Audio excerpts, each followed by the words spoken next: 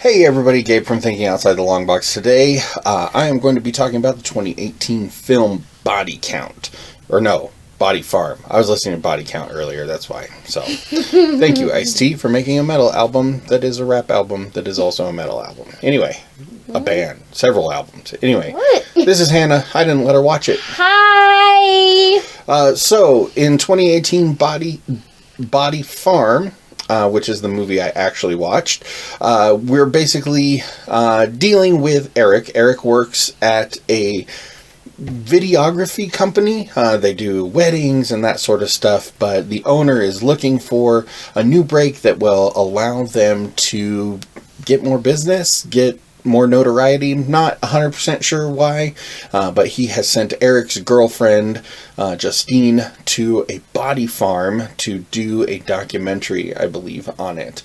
Justine has mysteriously disappeared, and Eric, in his panic to find her, finds himself and the other guys at work on their way to the body farm to do a little investigating. Well, the body farm is not just a regular body farm, and if you're not familiar with what that is, it's effectively a farm where they take corpses and they put them in different situations, like in the back of a trunk or buried in a certain way, so that scientists can study the effects of decay in different situations so that forensics can use that information to better, investigate. So is the best way to put it. I didn't even know what a body farm was. I thought it was just some random made-up thing, so... Nope, body farms are real. Interestingly, if you want to check out more about what happens to people that donate their bodies to science, there's a book by Mary Roach called Stiff that'll tell you all about body farms and like people that donate their bodies to science and what gets done with them. Super interesting read. But this body farm is a little different. It is effectively a prison/body farm where the people are on death row, and when they die, they are then used in the body farm. Pretty sure that's not a legal thing. Pretty sure that's not a real thing, but that's okay. The premise of the movie doesn't need to hold up because really it's just all about Eric trying to find his girlfriend while the people in his group slowly disappear for nefarious reasons until the big twist at the end, which of course I won't reveal because that's a dickhead thing to do, but it is good. It's kind of in that torture porn sort of vein where it feels like, Hostel, Human Centipede, Saw, that sort of thing. I hate to use Hostel and Saw all together because, I don't know. Anyways, but... And then you said I could watch it, and then you said I couldn't. Yeah, because it was getting gory pretty fast, and I figured, 9-year-olds don't need to see that. But... the gore itself, really well done. A lot of awesome looking practical effects throughout it.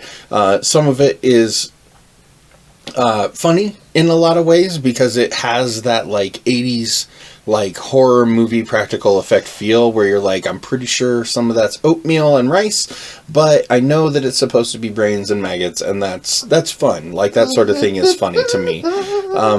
In general, though, the movie itself, is pretty decent. Like all torture porn films, the plot is pretty loose and meanders a little bit and tries to be bigger than it actually is, which is fine.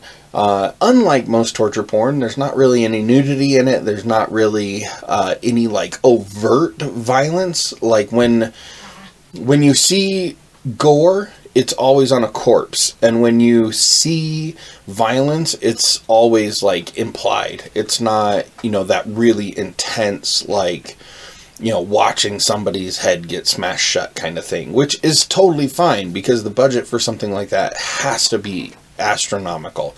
The movie itself, I feel like, is a jumping off point.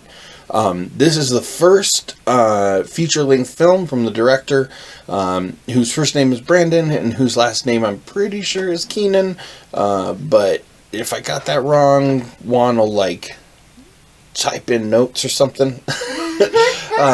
But it's his first full-length feature film, and for a full-length, a first full-length, it's definitely better than you would expect it to be. Like, the acting isn't 100%. The gore is, like I said, a little limited, probably because of budgetary constraints. The plot itself could have probably used a couple edits, but it's fun. It's hilarious.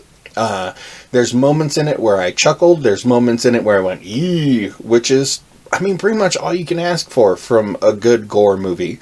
So, what's the worst that you can say about it? It's good. What's the best that you can say about it? I hope this guy makes more movies, and they're making a sequel, which I hope has a bigger budget and allows them to, jump up, what they're doing with the movie. So, yeah. Let's give it a pass. I'm definitely watching the next one. My understanding is that we're going to try to talk to two of the principal actors in it. Brandon Keenan, who I'm guessing that's the right name still, who's writer-director and plays Eric. And then the guy who plays Ashton. Oh, I have it pulled up on my IMDb right here. Yeah, Brandon Keenan was right. The guy who plays Ashton, Nick Lamontia, who's Eric's friend, and effectively the second main character in the movie. So, I don't know, be sure to check out Body Farms if that's your kind of thing. It's definitely my kind of thing, so I really enjoyed it. You'll probably end up seeing about this on another site as well, darkandweird.com. But until then, be sure to check us out at totlb.com. You can find us at totlb.com. You can find us at facebook.com/thinkingoutsidethelongbox. I'm in class. And Hannah's in class. Past that, just go to our website. Talk to you later. Bye.